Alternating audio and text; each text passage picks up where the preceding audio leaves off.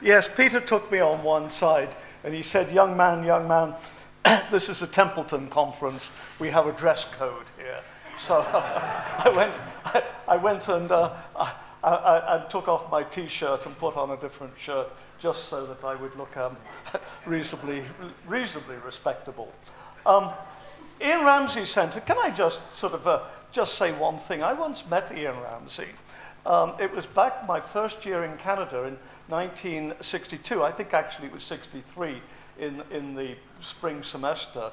And they had some lectures called the Witten Lectures. And he came and gave the lectures. There were 3 lectures. But he joined in the philosophy department in a seminar and those sort of things. I know he talked about analogy and that sort of thing, but what I do remember of him was he was a man with absolutely no side whatsoever, meaning that it didn't matter who you were, even if you were rather unwashed new graduate student from England, he would sit down, chat with you, talk about things, ask about your work.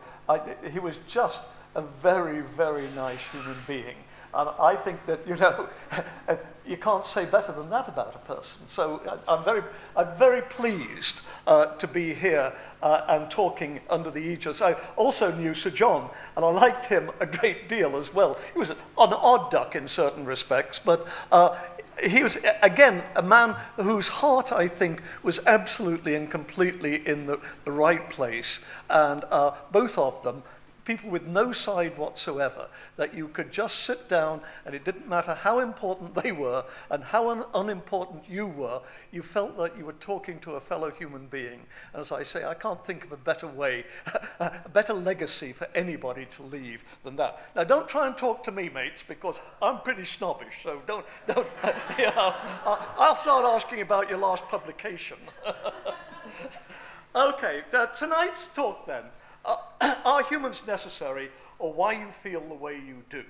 And my title, as I say in the introduction or in the abstract, is a riff on what I think is one of the funniest books in the English language. Is Sex Necessary, or Why You Feel the Way You Do, by James Thurber and E.B. White. I believe that they were new staff reporters on the New Yorker without much to do, and they decided, one of these things as a joke, to write this book, which was a sort of a joke, a parody of the sex manuals that were going around in a big way, I think, in the late 1920s. And they wrote this book. And as I say, it's one of the funniest books I've ever come across.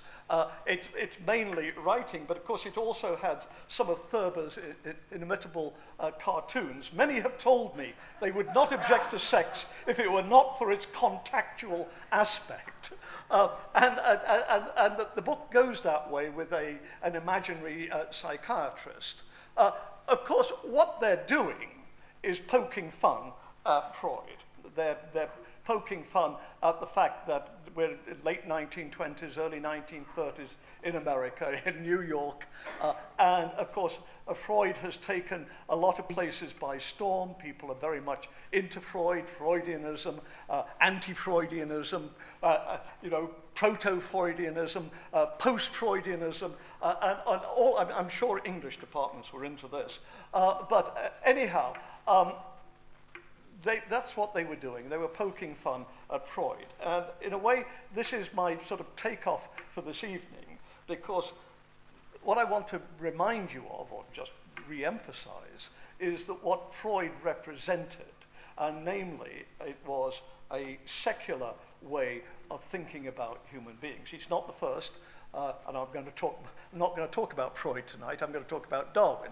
But the point I want to make is, and this is why my talk's appropriate for a Templeton conference. I haven't got yet to why my talk's appropriate for this conference, but certainly the background against which I want to talk tonight is the question of what is human nature, what is it to be a human being? And what we've got, I think, and what we've got in the 1920s, what I think we've got today, certainly by the people I'm told who live in North Oxford, is a view of human nature. I'm talking about Richard Dawkins. A view of human nature which is a challenge to the view which held sway for nearly 2,000 years in the West, namely the Christian view of human nature. And so what I want to do is, the basis of my talk tonight is to play one off against the other.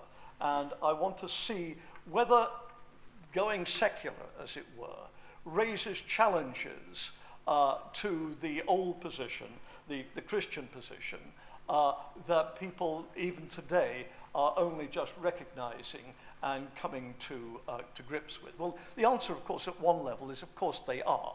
And anybody who's been in America recently, for instance, will know the huge amounts of tension, for instance, over the whole Adam and Eve issue, and people being fired from, not from rinky-dink little evangelical colleges in the Midwest, but from Calvin College, one of the absolute flagships of American liberal arts colleges, because they have doubts about the authenticity of Adam and Eve. So these are ongoing issues, folks. These really are topics which which count and which strike very deeply.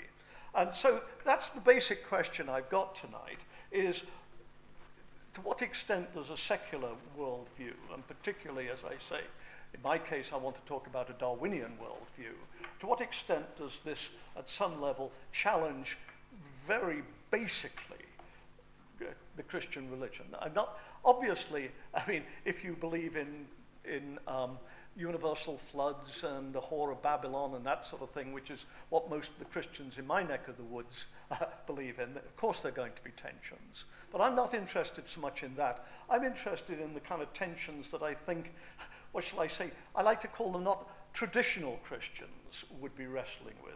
In other words, people who are, as I know them, Presbyterians, Anglicans, UCC, all of these sorts of people. I think that I want to see to what extent science, and particularly evolutionary theory, challenges that. Okay, what's the Christian view of human nature that I want to work against, as it were, to play off against? And I don't want to say anything. One thing I'm not trying to do tonight is, as it were, slip across you a view which, as it were, in half an hour's time, and I'll see, and there you see I've got you. And then you'll say, well, there he has, but I'm not quite sure that's what where I would have started.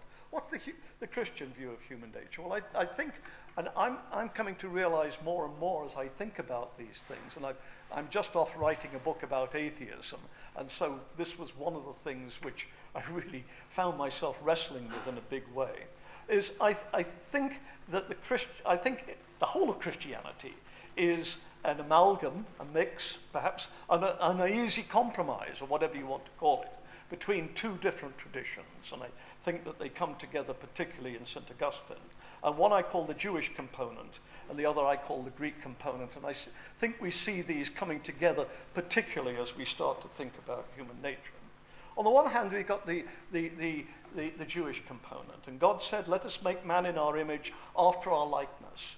Let them have dominion over the fish of the sea, over the fowl of the air, and over the cattle, and over all the earth, and upon every creeping thing that creepeth upon the earth. Now, there's been an awful lot of discussion about what does it mean to be made in our image, to be made after our likeness, and those of you who are theologians will know there's been a lot of discussion about whether in our image and after our likeness are the same thing, and whether one applies to humans before the fall and after the fall, and all of those things. I've got to just gloss over that for this evening. The point is, at some level, I think that the Jewish component in Christianity makes us very special.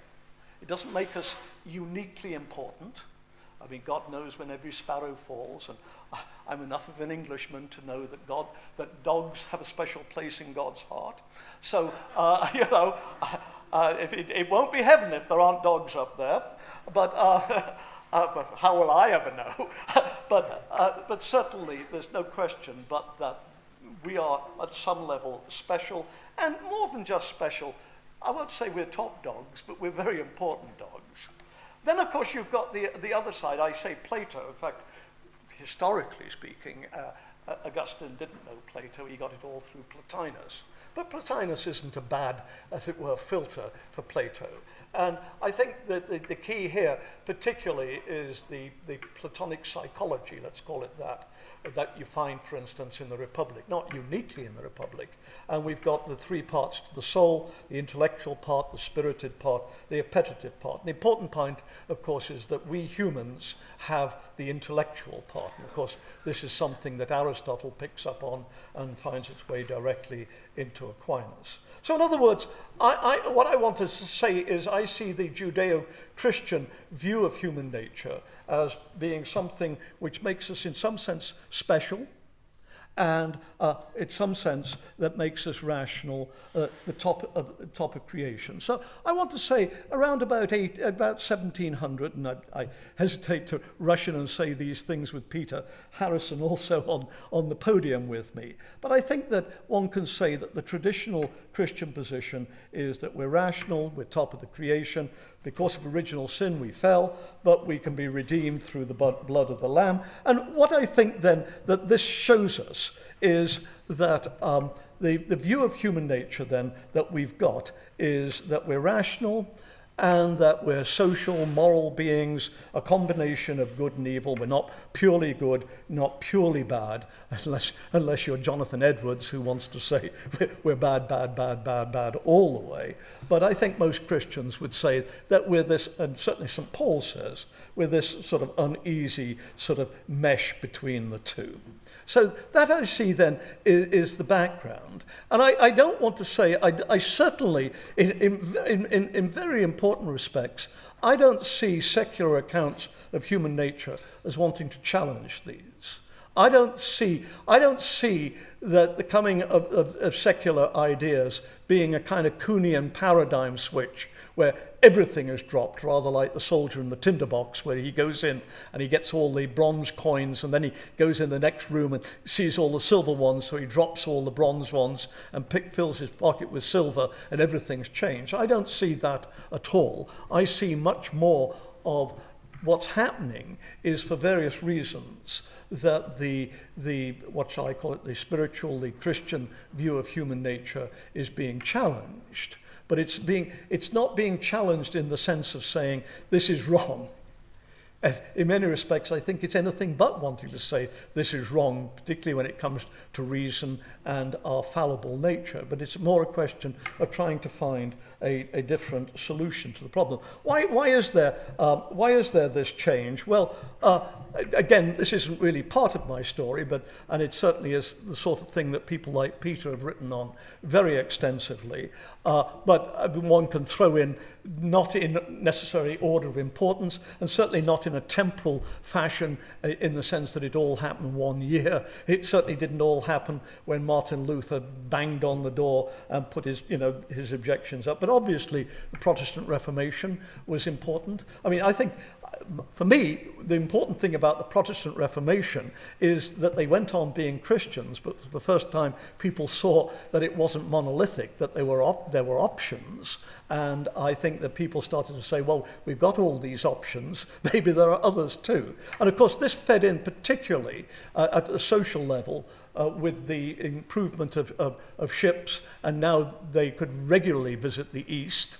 And of course, what they found there was very sophisticated societies, which things, I mean, it's one of these difficulties. Should you call there were lots of debates, for instance, amongst the Jesuits and others about whether you call Confucianism a religion or not. But certainly there were things which certainly seemed very religious-like and had no mention of Jesus Christ.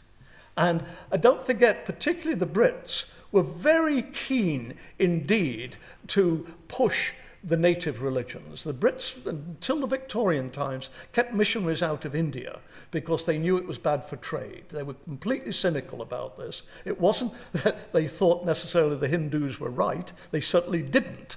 But they knew that by letting the missionaries in, there would be all sorts of religious strife and that this was bad for trade. So, to a certain extent, they were hoisted on their own petard because they went around saying, well, Hinduism is okay. And people started to say, well, maybe they got a point. Higher criticism, of course, this is somewhat later, but you get the whole business of looking at the Bible as a work by humans rather than by God. It certainly starts with Spinoza in the 17th century and continues through till it really builds up in the 19th century. And science and technology, and I hardly have to lecture this group on that. I also hardly have to lecture this group on the fact that it's a lot more complex than people like White and Draper thought that it was in the 19th century, and people like Dawkins and Hitchens and Sam Harris think that it is in the 20th century, that the relationship between science and religion is a lot more complex. But obviously, as Dijksterhuis, and I think, personally, I still think this is the best book ever written on the scientific revolution. But as Dijksterhuis says, you start to regard the world as a machine. And then there comes a point where, you've had God creating the machine, but God becomes a retired engineer. That God, suddenly people start saying, well, we don't, it's not that we don't believe in God, but we just don't need him in our science. And of course, the slide from what is known from methodological naturalism to metaphysical naturalism, it doesn't occur overnight. It doesn't occur for most people. But as it were, looking at history, one can see these things happening. So in other words then, we've got, as I say, we've got the Christian position, which I think, and I want to say, I think it's pretty good. This is not a debunking talk in the sense of saying, we can see why this happened, because I think there's an awful lot in it. And my position would be very much in the sense that I think that this is a transition where a lot of the ideas are taken, but trying to incorporate it within a different matrix, if you like. And the point I want to focus on, and this is why my talk is appropriate for this particular conference, is the problematic aspect of the Christian story I want to talk about tonight. And I could be talking about other things, for instance, about the whole question of human nature and ethics and good and ill. I think that's another topic that I'm not dealing with tonight, but I think it's another topic which is very worthy of discussion. So the fact that I'm not dealing with it tonight doesn't mean to say I think it's unimportant or secondary. But what I want to focus on tonight is the whole question of humans and their necessity. Now, I take it, and it's difficult at a certain level to pin it down exactly. And part of the trouble I have with Christianity is I think I've got it right, and then good Christians say, oh yeah, but I don't believe that at all.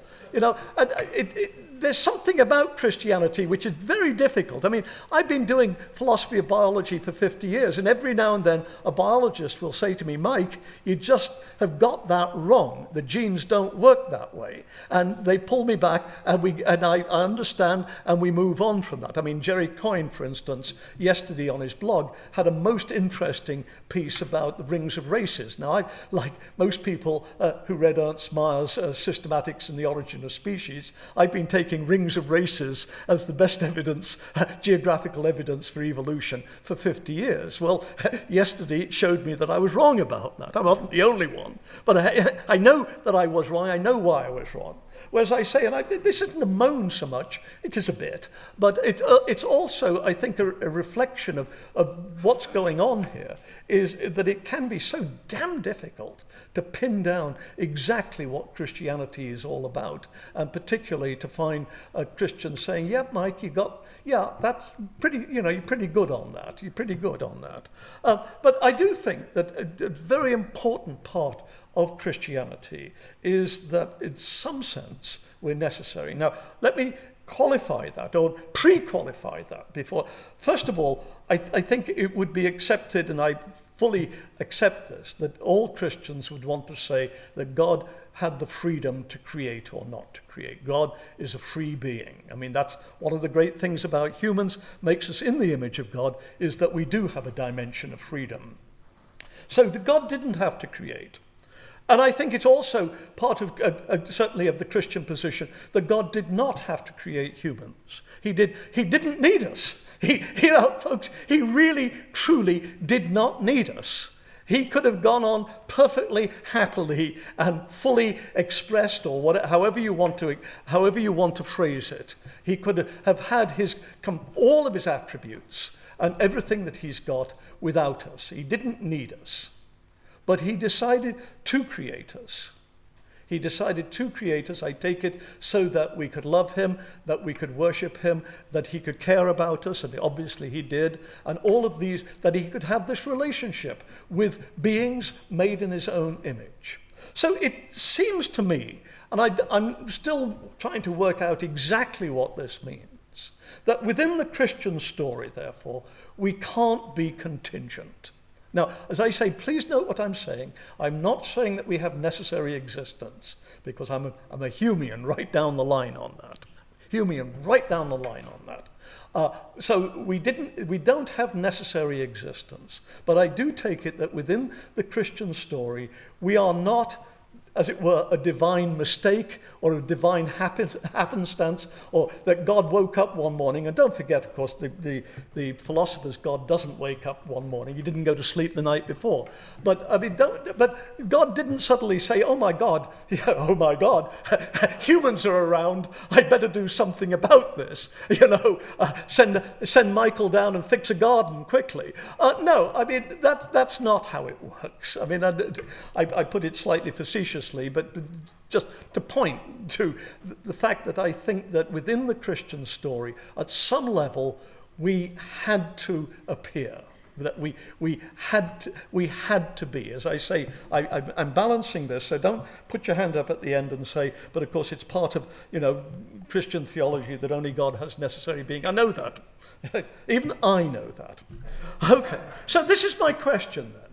Can a secular account of origins, and at this point I'm going to switch into evolution, again, all sorts of arguments or discussions that people like Peter and I and John Beatty and other people in this room have worked on for many years about, other secular visions and all of these things. But let's just focus tonight on evolutionary accounts. Can a secular account of origins yield beings that have the intelligence and the social nature? And I'm going to focus more on the intelligence of human beings, or more particularly, can it guarantee the appearance of human being-like creatures? And I feel my reading of the Christian story is at some level, a secular account has to guarantee that humans will occur. Now, do understand, I'm putting this in the overall context. I'm not saying that God had to create humans or anything like that. I am saying, though, that God decided to create humans, and that presumably, if the philosopher's God is right, God always had the intention of, it wasn't that God woke up one morning and said, oh, let's make 2 + 2 = 4 rather than 5, and let's create humans rather than not, or rather than warthogs. It was always there. But that at some level, God decided to do this. And I use the word decide in an analogical sense, but that clearly, as I say, although I accept that we are contingent, nevertheless, within the Christian story, I would argue that there has to be some kind of guarantee that humans will occur. And if the secular account cannot do this, then it could be that the secular account's right and the Christian account is wrong. And I personally, as a non-believer, am prepared to go explore that route, or I can say route over here, can't I, rather than route, but anyhow, I'm still having, I can say Z now rather than Z, but route gives me a lot of trouble. Anyhow, so this is the question I want to explore a little bit tonight, and as I say, I think it's right within the sort of domain of what we want to talk about in the next couple of years. Now, historically, let's just turn to history. In the 18th century, the age of the Enlightenment, and don't forget, les Lumières is a phrase which is slapped on later. The doctrine of providence, the Christian doctrine, was challenged by the secular doctrine of progress, that humans, through their own unaided effort, can bring about change for the good.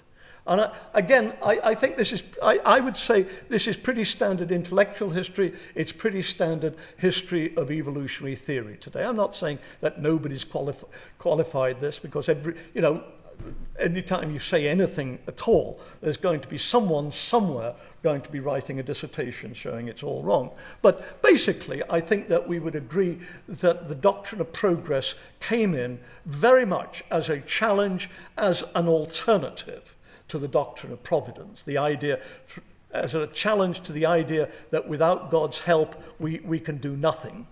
And that it was very much God help. Of course, for a lot of them, they were all deists. Well, almost all of them were deists. But God helps those who help themselves. And there was this idea of progress. You find it, and I would want to say, and again, I don't think I'm saying anything by and large that historians of science, historians of evolutionary theory would challenge today. That by and large, evolution began its life as an epiphenomenon of progress. Some of the clearest statements you get are in Erasmus Darwin, that's Charles Darwin's grandfather. The idea of, and I'm quoting, of organic progressive evolution, quote, is analogous to the improving excellence observable in every part of the creation, such as the progressive increase of the wisdom and happiness of its inhabitants. So as I say, it's a circular argument. People believed in social progress, they read it into the rocks, and they believed in biological progress, and except of course there weren't many rocks to read it into in those days, and then they read it right back as confirmation of their beliefs about social progress. You see it in Diderot, you see it in Erasmus Darwin, you certainly see it a great deal in Lamarck. And don't forget, what's interesting about Lamarck was a nobleman, and yet during the French Revolution he throve. He really did well. There had to be a reason. And the reason why, he was hand in glove with the philosophes. He was hand in glove with the philosophy of the day, the philosophy of progress, and all of these sorts of things. So, as I say, you see it right there all the way. And I don't think at that time anybody had any thoughts or worries that this guaranteed humans. I think that everybody felt, if the Christians said, yes, but humans aren't just a one-off, they are, as it were, all important, they are the special creation, etc., etc., etc.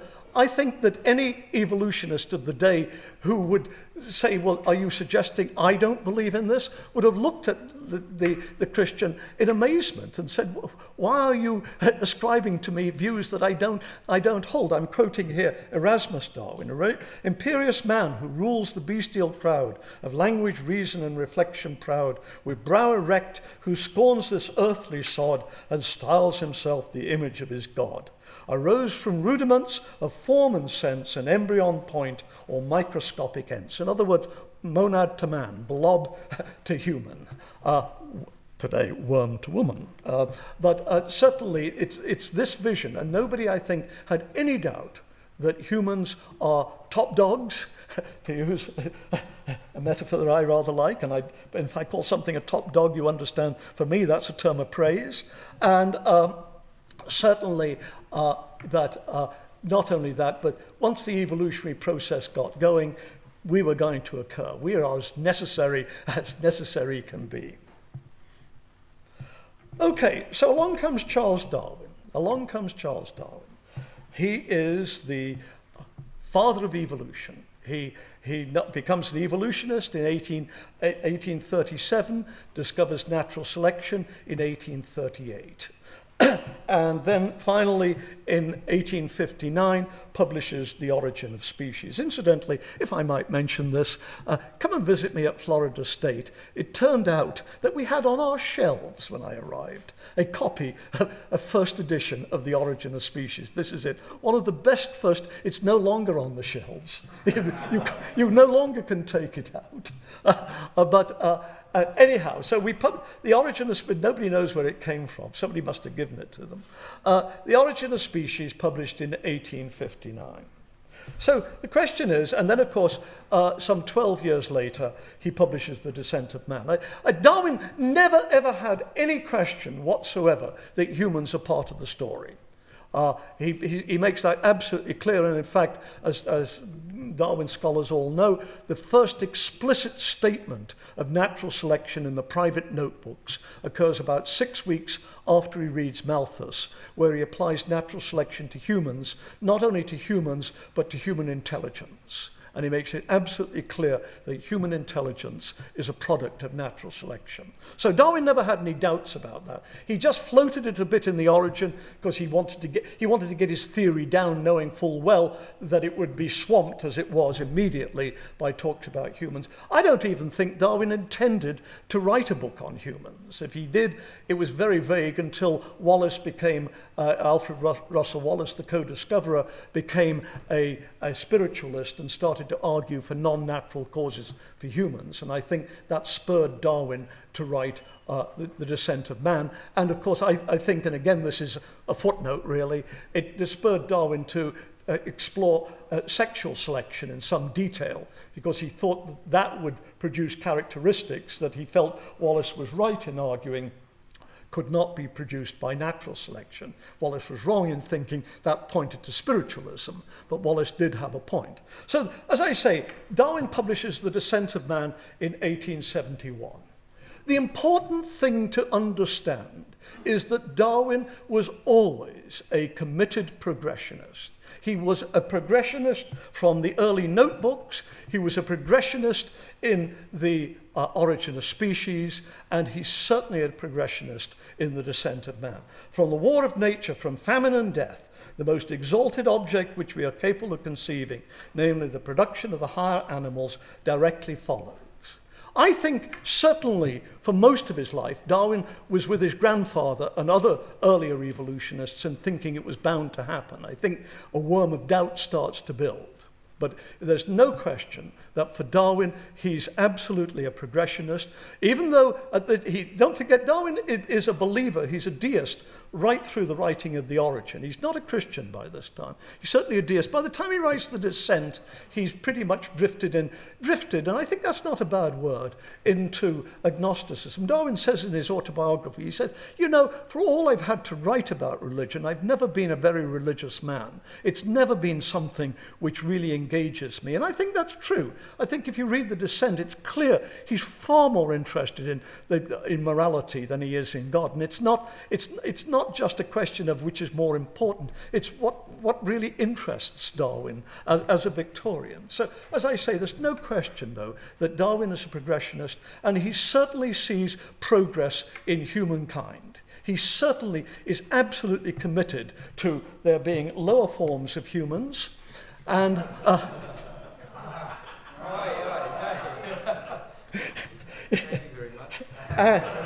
and higher forms of humans. I mean, actually, to be fair to Darwin, it's difficult at times in The Descent to be fair to Darwin, given some of the things he does say. It's very interesting. Darwin doesn't think that it's a Jack London, nature red in tooth and claw, battling it out on the tundra sort of thing. He makes it very clear that an awful lot of the differentiation comes about through things like diseases. And it's very clear that he thinks that whites in Victorian England are, at least in major parts, succeeding less because of their innate abilities and more because they've got better protection against diseases like measles than people in other countries. So, as I say, it is more complex without wanting to go all the way to bat for Darwin.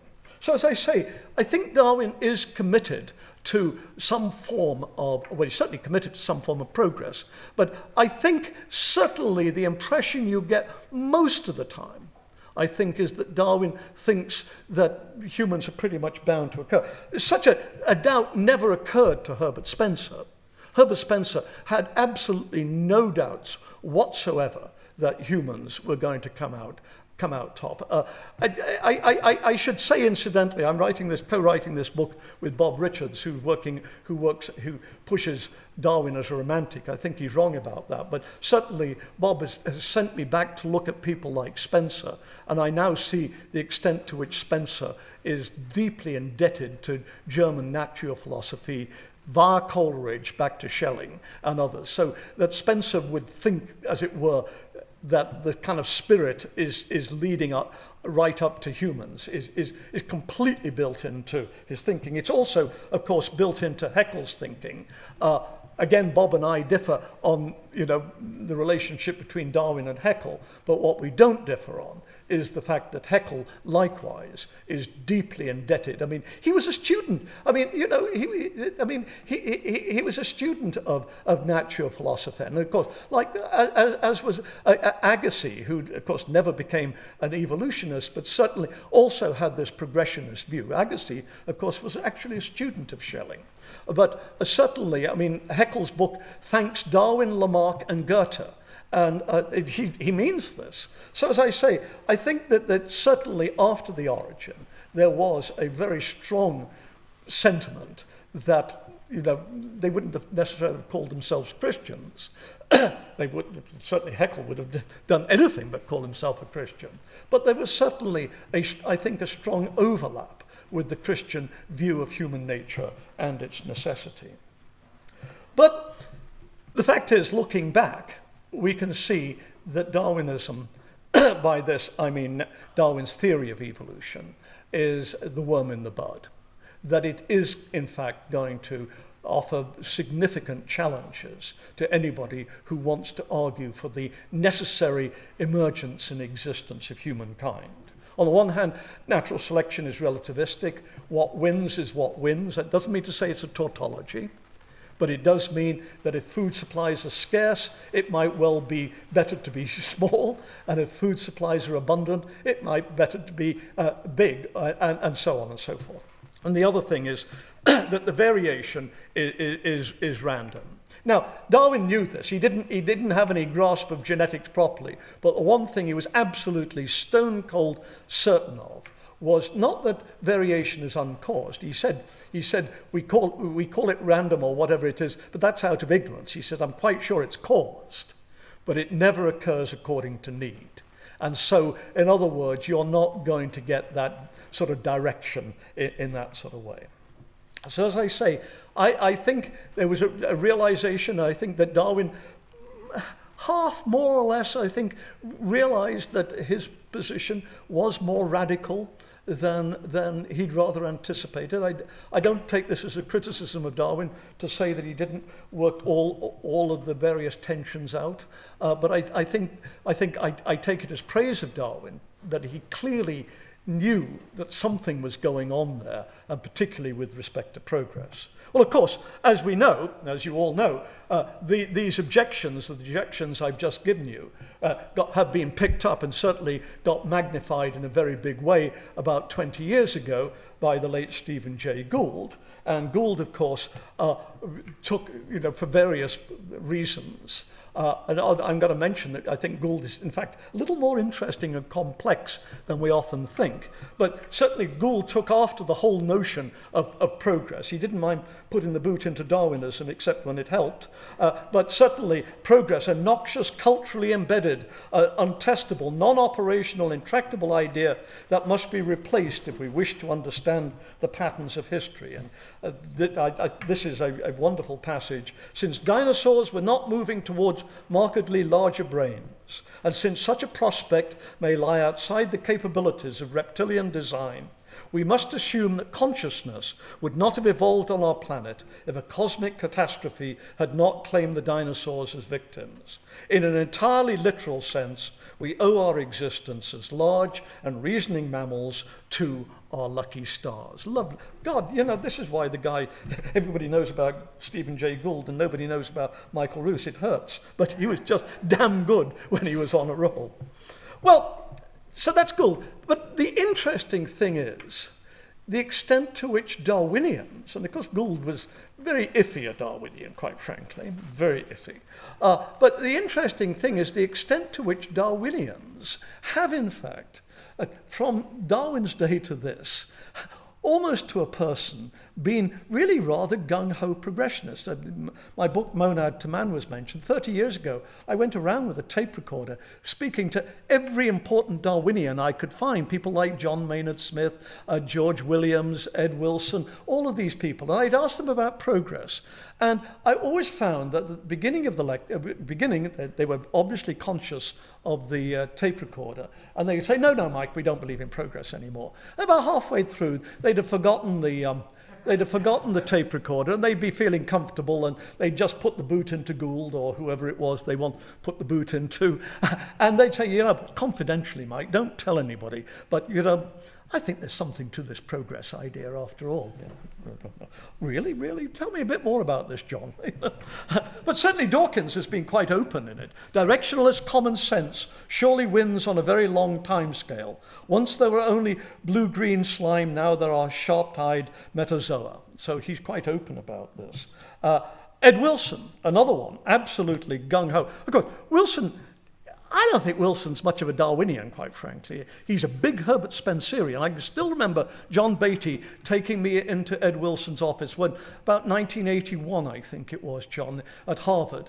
And I met Wilson for the first time. And there I saw on his wall this big picture of Herbert Spencer. And I looked, and there was a tiny picture of Charles Darwin up on the wall. And I said, Professor Wilson, Professor Herbert Spencer, great man, Mike, great man, Mike. And I think he really, I'm not sure I'm quite frankly not sure he's read Darwin, but I mean, certainly he's, you know, whether he's read Herbert Spencer, but he knows all about it, because he comes from Harvard, and all of his grandfather, well, his teacher was Carpenter, and before that, Carpenter's teacher was Wheeler. If you read Wheeler, there's Herbert Spencer on every other line. So I'm not at all surprised to find that Wilson is a Spencerian. Progress, then, is a property of the evolution of life as a whole, evolution of life as a whole, by almost any conceivable intuitive standard, including the acquisition of goals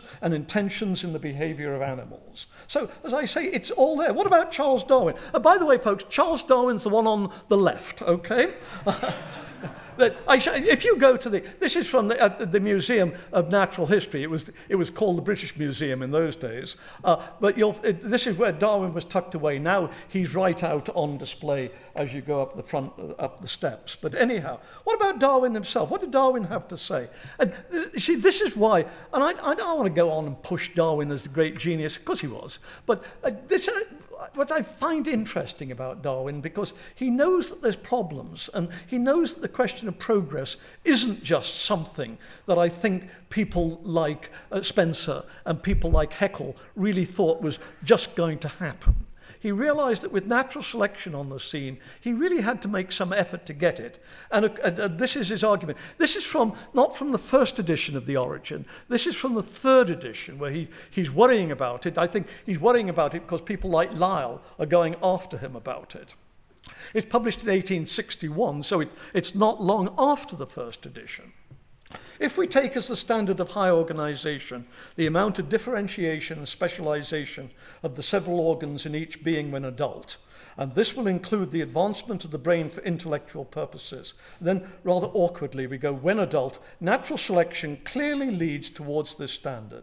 For all physiologists admit that the specialization of organs, inasmuch as in this state they perform their functions better, is an advantage to each being, and hence the accumulation of variations tending towards specialization is within the scope of natural selection. So in other words, what he's saying is that natural selection is going to lead to specialization, it's going to, particularly in the brain, and it's going to lead to intelligence.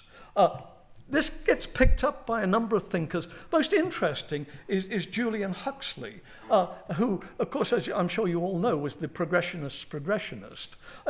Interesting thing is, I think Huxley, and again, John and I were at a conference, I think in the late 80s, on Julian Huxley at Rice, where Julian Huxley's younger son was there. And he said, you know, my father was not only a progressionist, he was always a vitalist, that he'd read Bergson as a young man.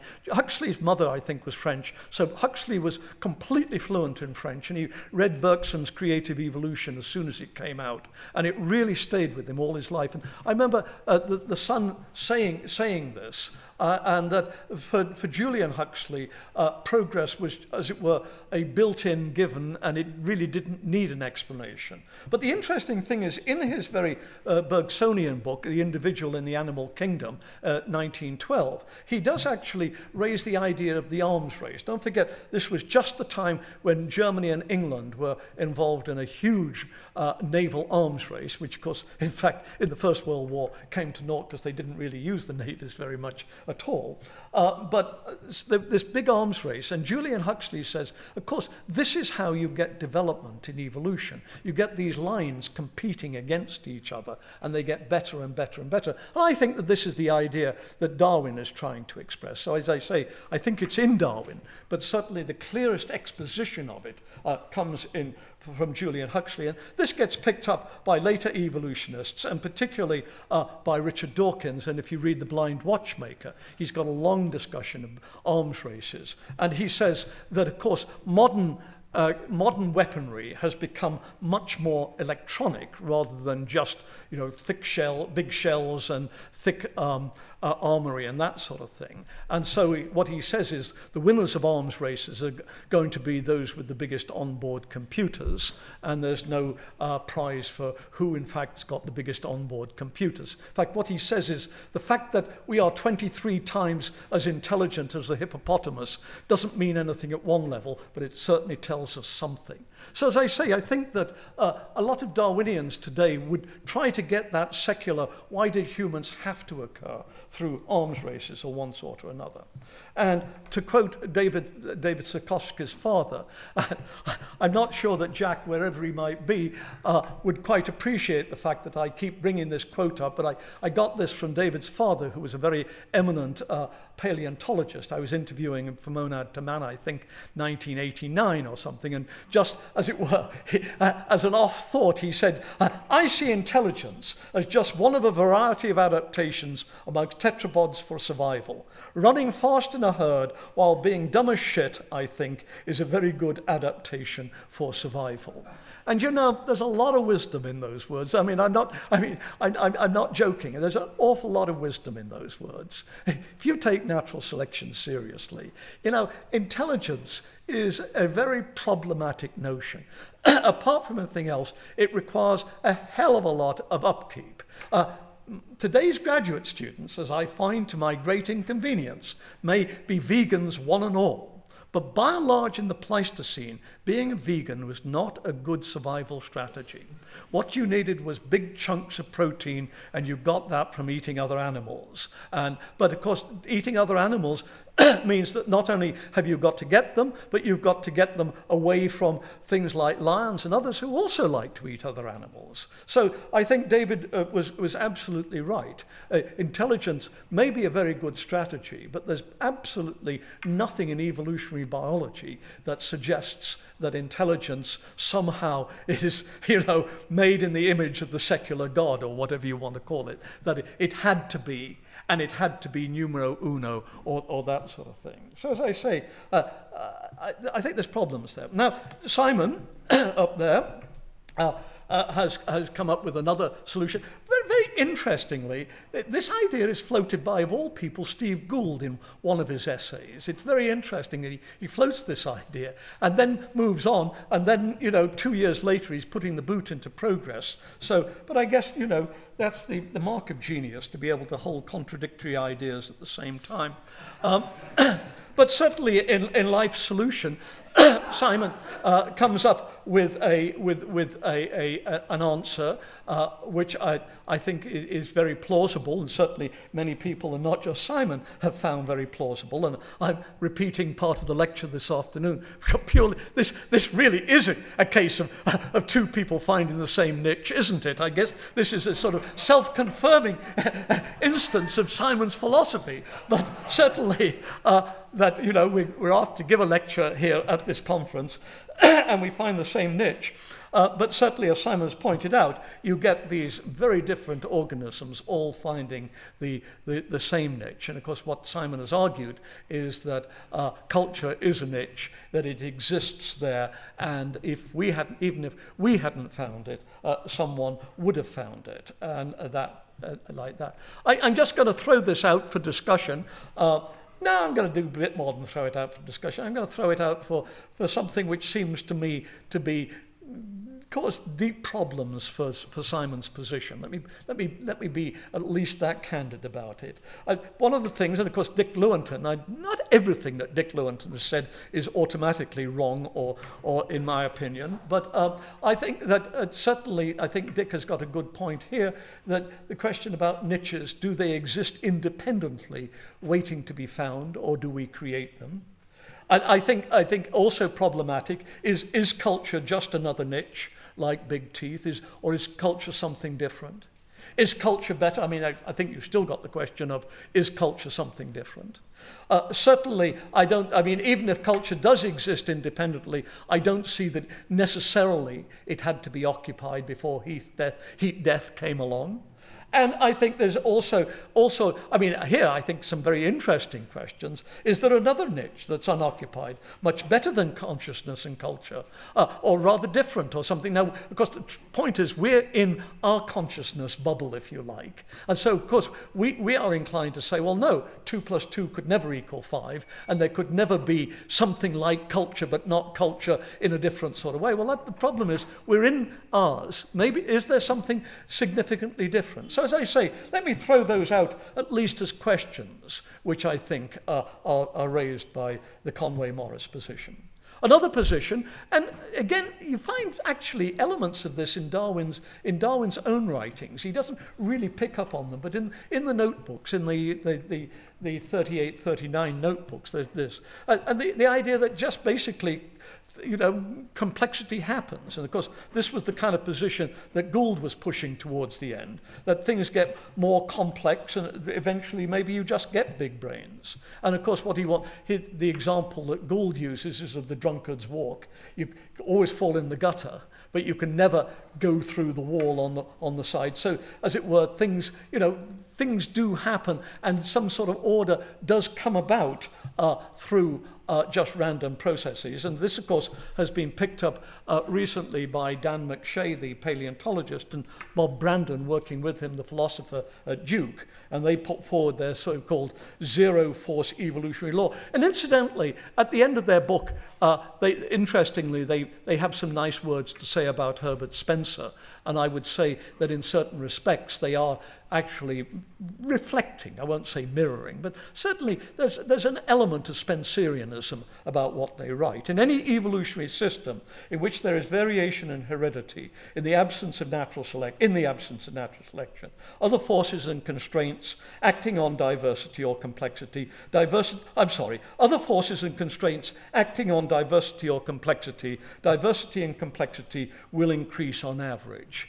And so this is what they call their zero-force evolutionary law. Again, you can see issues about this. They say that it's going to lead to consciousness and culture, but I've yet to see an argument that this is going to happen. And it seems to me much more likely that something along the lines of Murphy's Law is going to occur, that you've got something, nice and neat and tidy, and then it starts to go wrong, and it becomes awful. I'm not sure why, at a certain level, a rusting Model T is any less complex in certain respects than a functioning one. Tangled skein web of wool is more complex than a simple skein. Is it any better in any sense? Is it closer to consciousness? So, as I say, it seems to me that this too has its problems. So, as I draw to my conclusion, what I want to say is I really do think that we've got a big issue here. I'm not saying this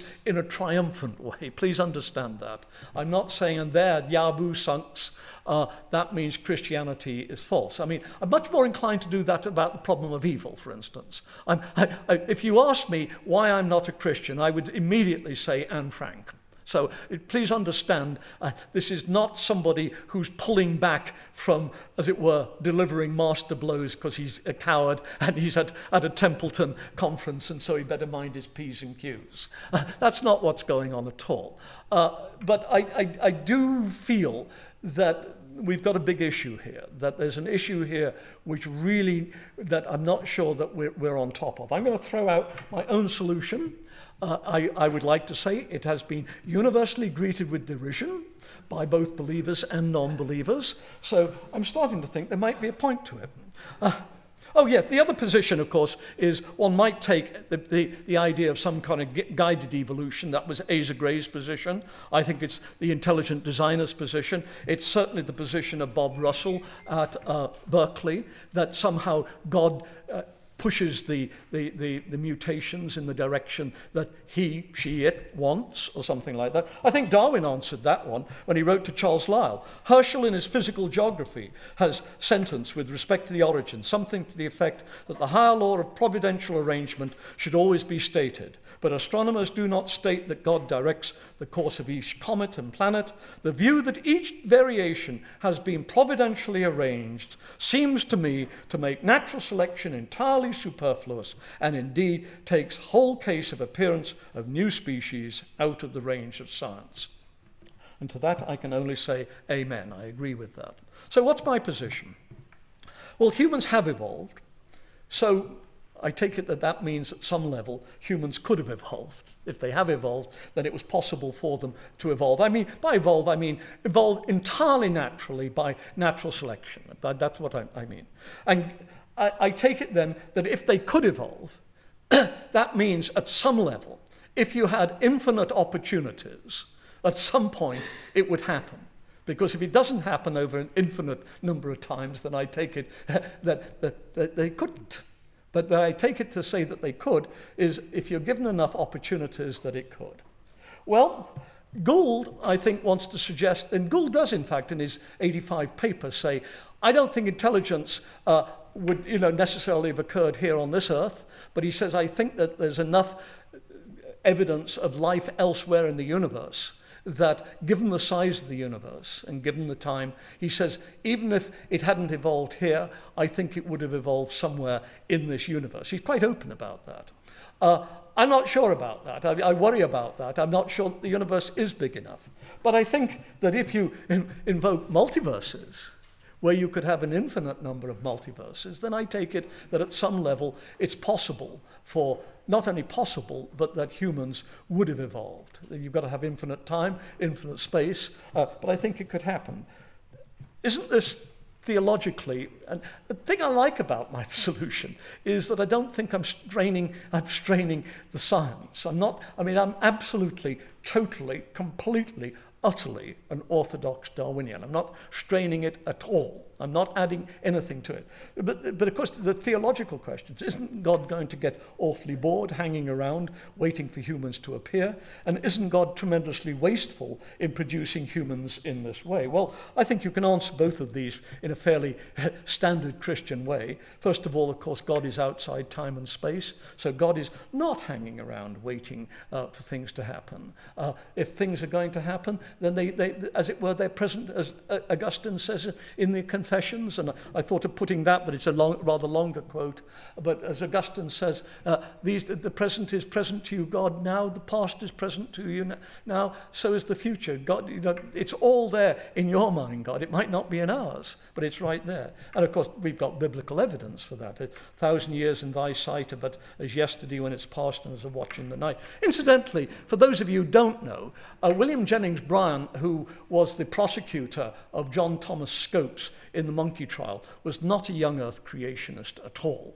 He would have been absolutely appalled by today's creationists. He fully committed to a long earth history and completely and utterly on the basis of passages like this. He thought that he was a completely traditional Christian, which he was, but he had no trouble whatsoever with an aged earth. And what about God being wasteful? Well, of course, this is the problem that William Whewell raises. He's not the first to raise it, but William Whewell raises it in his anonymous 1853 book, where he says, well, face up to it, folks. Whether there's life elsewhere in the universe, and Whewell, in fact, didn't think there was. His opponent, David Brewster, thought that there was. But Whewell said, we've got to recognize the fact that there's an awful lot of this universe, if you take it as a whole, which seems pointless. And so we've got to recognize that either God's perfectly happy for it not to have any direct function, or at some level it has a direct function in the eyes of God. But either way, we're stuck with it. So as I say, I don't think that invoking multiverses, it might make the thing a little more intense, but I don't think it raises any new solutions. Now, I'm not pushing, of course I'm pushing my solution because I think it's right, and I want you all to believe it and go away and write about this and say how right I am. But it's not just that. What I want to leave you with, I think, is that if we're going to find a solution to this, the way we've got to do it is by sticking with Darwinism, all the way. And if it means Richard Dawkins type Darwinism, then swallow it and get on with it and accept it. I think that if a solution's to be found, it's got to be found more at the theological level rather than by fiddling around with your science. I'm sure that that's the way that we, you, I, all of us have to go. And so I want to leave you with that. I don't think it's a problem. I think it's a problem that needs solving. I'm not sure that it has been solved. But I think it's one that we ought to think about a great deal, as I'm sure we will over the next 2 days. Final slide. All right, this is going back to Thurber. Have it your way. You heard a seal bark. Thank you.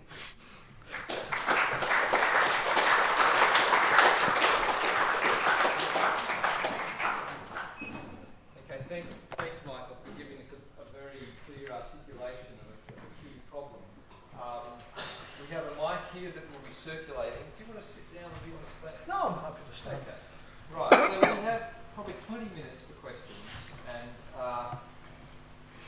since you need the exercise, James, why don't you go right up the back, and then I see one in the middle, and then Fraser. So 1, 2, 3 to start. Cheer up, Fraser.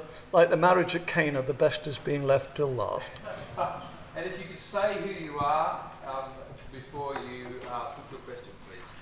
Hi, my name is Gordon. I'm at the University of Edinburgh. I'm doing a dissertation on the overlap between design and evolution, and my doctorate's going to be called Forged in Hell, and it's on the overlap between psychoanalysis and Christianity.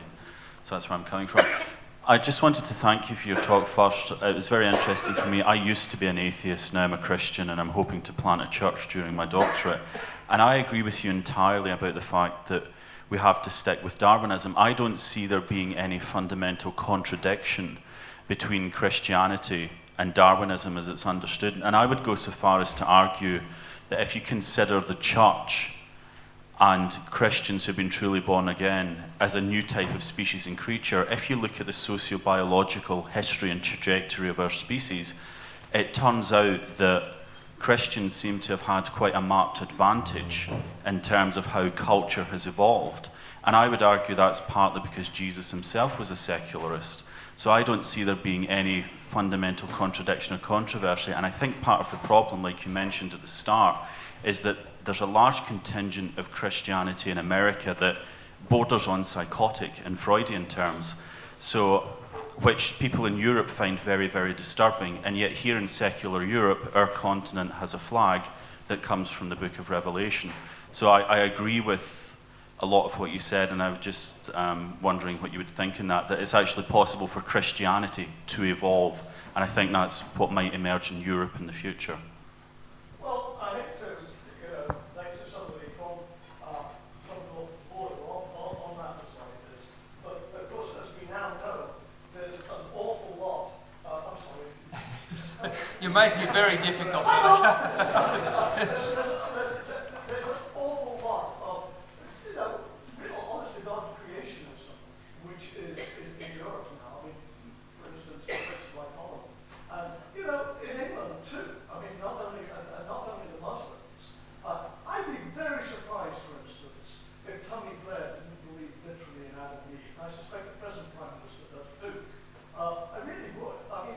I think there's an awful lot of fairly literal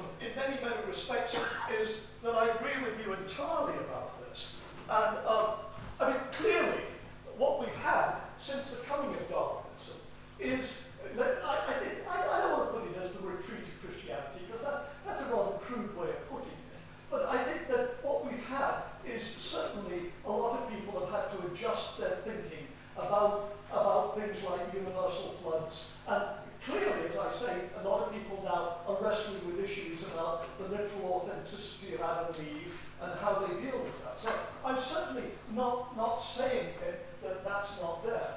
I think basically what I'm saying though is I think that those of us, and no one is more committed than I to the reconciling of science and religion. You know, my whole life has been that. I mean, I'm the guy that Dawkins refers to in the God Delusion as Neville Chamberlain, because it thinks I'm sold out. So, you know, I'm completely committed to this. But what I'm trying to say tonight is I think we've still got a hell of a lot of work to do on this. And I think that, you know, it's an ongoing job that we're faced with. Right, okay, in the middle, and then...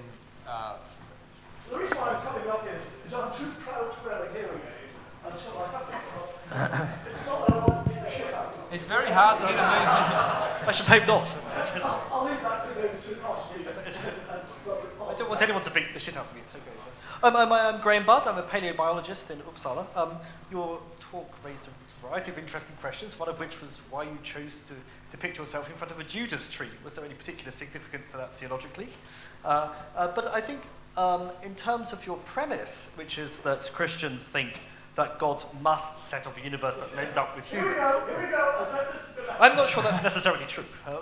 But I think, you know, if we think about a creation in a generally creative sense, then of course it can't just be a sub-department of God. I mean, there must be some genuine freedom in it, and that means that there must be some element of reactivity of God to it. I mean, Christian theologians like Vanstone especially have talked about how God is a very reactive, or, you know, this is a kind of a process theology view of creation, so to speak. I mean, you talked about this idea of an arms race and the origin of complexity, which I'm very interested in a professional point of view. But you know, when we talk about an arms race, we're explicitly talking about human increase in technology, and that's not the same as evolution, as you of course know, and everyone talks about this, and people like Rupert Riedel have done as well. But it's not the same thing. This is a planned and rational advancing technology, which we don't need to evolve. We just jump. We just decide to design something completely different, and that's not like evolution. And I think, you know, in terms of an evolutionary context, one can imagine God like us being stuck in a world and saying, where do we go from here? And it's not necessarily that we have to end up with humans. That's a sort of a premise that we can rather chauvinistically expect. No, I think serious. I think I'm very empathetic to what you're saying. I just don't want to disagree with what you're saying. And in fact, as you even talk, I think that you raise one possibility, which I think is both. Oh, I've got such a loud voice. I can't believe that anybody can't hear me. God can, can't you? Yeah, you're counting it up, aren't you? Yeah, I know. But no, seriously, I think that you're raising a possibility that I should have explored more, perhaps I haven't thought about enough, is that theologians might come back to me and say, I think really, truly, we can give you a more nuanced, let's use that word, understanding of what it means to be what the place of humans in. Now, I don't think people have done this yet, because I've read quite a bit of stuff. So let me put it this way: I'm not saying it hasn't been done, but I don't find it in certain Idris professors' works. Let's put it that way. But I do think that this. But you see, this is what I like. And this is what I'm trying, I think the message I'm trying to give tonight more than anything is, if we're going to find a solution to these sorts of problems, then the theologians have got to do a hell of a lot more work than I think that they're prepared to do. That people like, dare I say, Keith Ward, are altogether too quick to modify, recast, relook at evolutionary theory, make it a warmer, friendlier, whatever it is.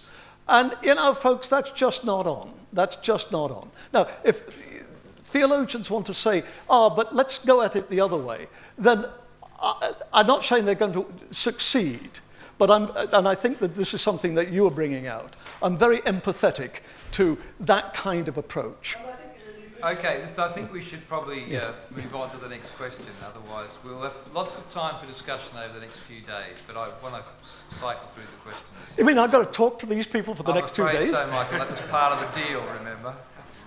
Right. Well, okay. I think it should be a bit more than $10,000 honorarium then in that case. Part of the deal was that you weren't going to mention that because the other speakers are getting a lot less.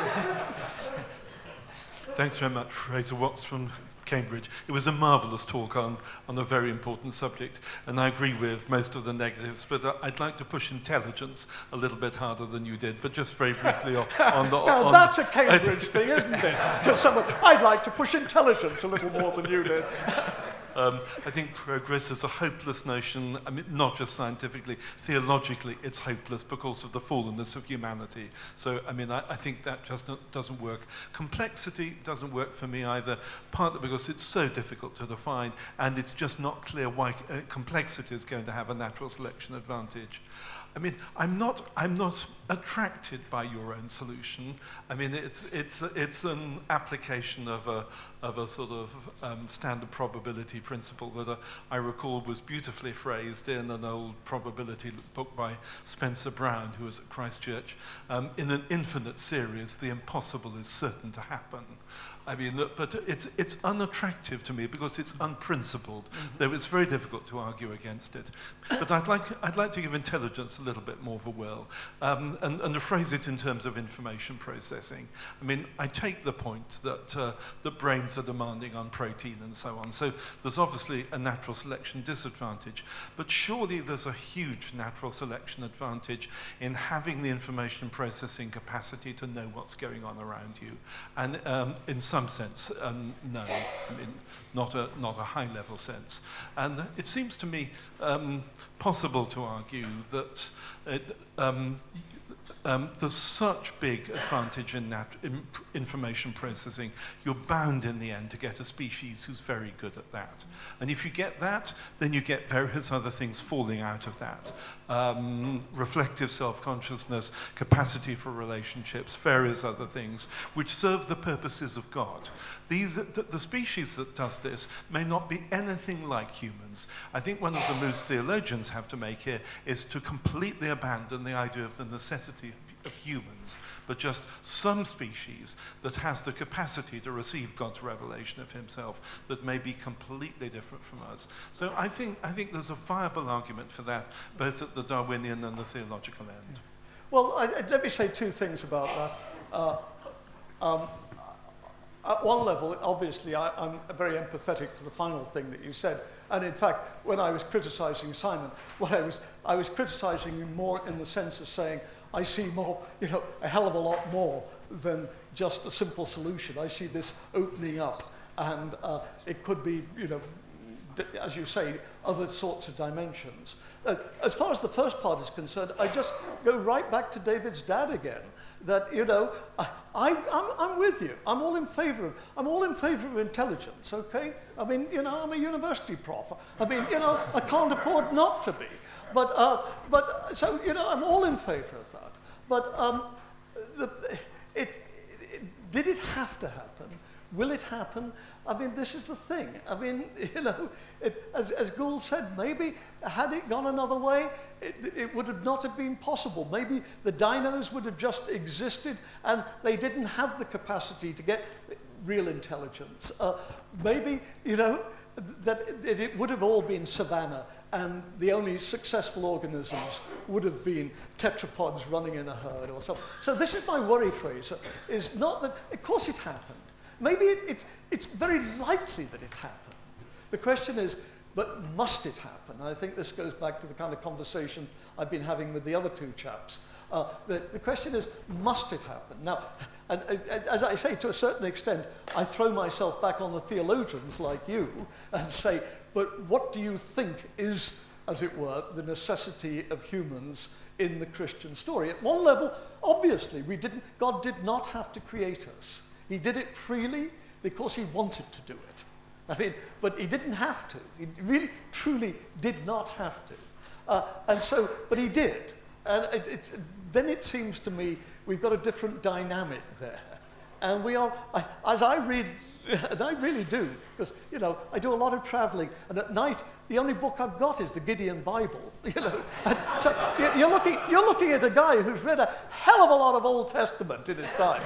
But, you know, it's right there that that God, our relationship with God is something which is tremendously, it's tremendously important. We are not warthogs. We are made in the image of God, whatever that means. And I want to take that seriously. But as I say, and I think the young man in the middle really put his finger on something I was trying to say that I didn't say fully. The solution has to come, I think, from theology rather than from science. I'm all in favor of looking at the science with people like John Beatty working out what we mean by chance. I'm all in favor of that. But it cannot be at the extent of, you know, fiddling with the science. That, for me, anyhow, is an absolute, complete and utter no-no. Right, look, I think we should draw to a close very soon. Simon, I was wondering if you wanted to respond. You don't feel you should, but... No, thank you. If I did, would you mind going back to the slide where you was actually most efficient? What, the slide of you? No, I've got my own copy, thank you. Sorry, I think it's a slide afterwards. Of what? On your PowerPoint. Sorry. I'll just keep going back. You can tell me when to stop. I'm so sorry, I can remember which two one of the does he points. want? I want my truth, dear boy. Oh, Bob Russell. Oh. Say when. There we are. Is that? That's right. No, thank you very much. Yeah, I think that's right. No, it's very kind of you to invite me to even reply, because Michael's so lucid. I mean, the last two I don't have any problem with at all. There's a niche for culture, no doubt, and if we hadn't done it, somebody else would have done. But this business about, you know, whether niches make organisms or vice versa, in my own limited way, seems to be not a tautology, but it's like asking whether you can have electrons without protons. You know, they don't exist without each other. So it's a completely false with great respect to Lewontin, it's a completely false antithesis. But I think also the other problem, especially with our culture, and I had a rather vigorous discussion about the Americas of the United States with Gordon earlier, is that our ability to make cultures is so completely different from anything else. And of course we all think we're right and we're on the right track and all the rest of it. So, you know, I take your point throughout your entire talk. You know, I have no quarrel with any of this. And the thing which relieved me most, and then we can conclude and get something else to more drink, I hope, is that, as you, I think, replied repeatedly towards the end, it's a theological problem. It's not a biological problem. And you were very kind to Darwin, who was not philosophically competent, but mild. So in that sort of sense, yes, it's very important, and you have this genius for putting things in an antithetical way, and all the rest of it. But with great respect, I think, you know, it's a little too much sort of, you know, here's a box to be filled with this, here's a box to be filled with all the rest of it. But no criticism at all. I've said more than enough. Well, Simon, I'm glad you brought it up, and I think it resonates with what Fraser was saying. And it's certainly, at some level, I look upon this more as a challenge than a criticism. What are the dimensions that God would be prepared to allow, as it were? And I think, I mean, I take it we could be green. I take it we could have 4 fingers. I take it that, I don't know, could we have no sexuality? Could we have 3 sexes? I'm not quite sure about that one. I think these are very, very, but the bottom line, as I see for Christians, is we've got to be intelligent, and we've got to have some kind of moral sense. We couldn't be all psychopaths. I mean, if I say we couldn't all be selfish genes, I'm a big selfish gene man. We couldn't all be so selfish bastards, as it were. We have got to have some, we couldn't all be calculating. We've got to have some kind of moral sense and some kind of freedom. So I take it that these are necessary conditions, but how you, and I think Simon's pointing to this, and I think you did too, how you embed this seems to me a much bigger issue than I've dealt with tonight, and I agree. Okay, look, I know that we have other people with questions. We do have several days, and Michael, because of the huge fee he's getting, will be staying. I'm kidding, but not about the staying, about the fee. So there will be other opportunities to have this discussion. But look, both Michael and Simon have got us off to a terrific start. But now is the opportunity to express your gratitude to Michael.